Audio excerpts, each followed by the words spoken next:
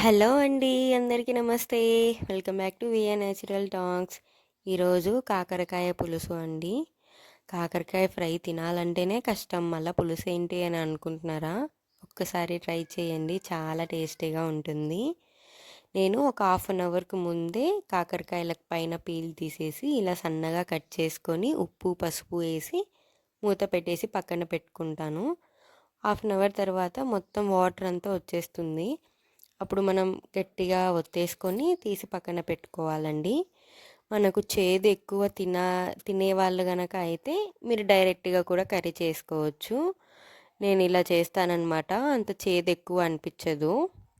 ఇలా మొత్తం ఒక్కేసుకోవాలండి. చూసారు కదా వాటర్ ఎంత వచ్చిందో. పక్కన పెట్టేసుకొని ఒక బౌల్ తీసుకొని స్టవ్ ఆన్ చేసుకొని ఒక 4 టేబుల్ స్పూన్ వరకు ఆయిల్ వేసుకోవాలండి.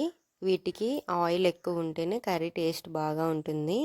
ఒక 1 స్పూన్ పోపు దినుసులు, అలాగే ఒక 3 రెబ్బల కరివేపాకు బాగా ఫ్రై అయ్యాక ఒక మీడియం సైజ్ 2 ఆనియన్ ఈ విధంగా సన్నగా కట్ చేసుకొని వేసుకోవాలండి. ఇది కొంచెం బాగా పింక్ కలర్ వచ్చేంత వరకు ఫ్రై చేసుకోవాలి. ఇప్పుడే నేను ఒక 1 స్పూన్ వరకు పసుపు, అలాగే ఒక 1 స్పూన్ వరకు సాల్ట్ యాడ్ చేసుకుంటున్నాను. మనకి ఫ్రై అనేది బాగా ఆనియన్ ఫ్రై అవుతుందన్నమాట. ఇది ఒకసారి బాగా మిక్స్ చేసుకొని ఒక మీడియం సైజు 3 టమోటాస్ కూడా బాగా రెడ్గా ఉండే టమోటాస్ కూడా ఈ విధంగా సన్నగా కట్ చేసుకొని యాడ్ చేసుకోవాలి. ఇది ఒకసారి బాగా మిక్స్ చేసుకొని మూత పెట్టుకొని ఒక మీడియం ఫ్లేమ్లో 5 to 10 మినిట్స్ బాగా ఉడికించుకోవాలండి. టమోటా సాఫ్ట్గా అయ్యేంత వరకు.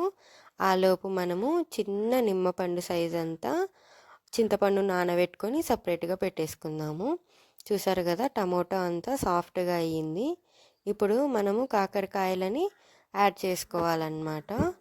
ఇది కూడా ఒక 5 to 10 మినిట్స్ మీడియం ఫ్లేమ్లోనే బాగా ఆయిల్లో మగ్గించుకోవాలి.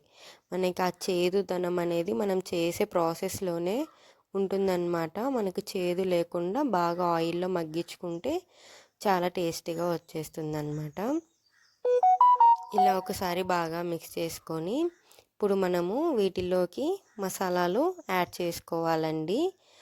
మనం అడుగు అంటుకోకుండా మీడియం ఫ్లేమ్లోనే బాగా చేసుకోవాలన్నమాట.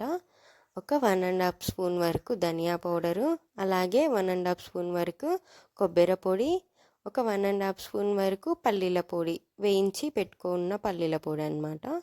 అలాగే ఒక 1.5 స్పూన్ వరకు కారం యాడ్ చేసుకోవాలి. సో స్పైసీగా తినాలనుకుంటే ఒక 1.5 స్పూన్ సరిపోతుంది. లేదు తక్కువ అంటే ఒక 1 స్పూన్ యాడ్ చేసుకోవచ్చు అన్నమాట. ఇవి కూడా బాగా ఒక 5 మినిట్స్ అలాగే కలుపుతూ ఫ్లేవర్స్ అన్నీ పట్టేంత వరకు మిక్స్ చేసుకోవాలి. అలాగే చింతపండును కూడా యాడ్ చేసుకొని ఒకసారి మిక్స్ చేసుకొని మనకి వాటర్ గ్రేవీ ఎంతెంత కావాలనేది చూసుకొని ఆ వాటర్ని యాడ్ చేసుకోవాలన్నమాట. సో ఇలా వాటర్ యాడ్ చేసుకొని ఒకసారి బాగా మిక్స్ చేసుకొని మూత పెట్టేసుకొని ఒక 10 మినిట్స్ ఉడికించుకోవాలండి. మనకి కాకరకాయ తొందరగానే కుక్ అవుతుంది. మనము మొత్తం వాటర్ అంతా వచ్చేసింది కాబట్టి ఒక 10 మినిట్స్లో కుక్ అయిపోతుంది అన్నమాట. ఈ ప్లేస్లో మీరు సాల్ట్ని అడ్జస్ట్ చేసుకోండి. నాకైతే సరిపోయింది.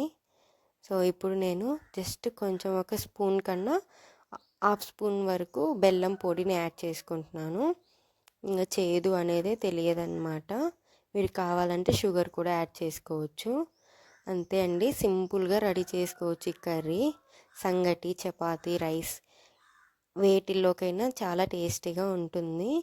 ఇప్పుడు ఫ్రై కాకుండా ఇలా కర్రీ కూడా ట్రై చేయండి, నచ్చుతుంది.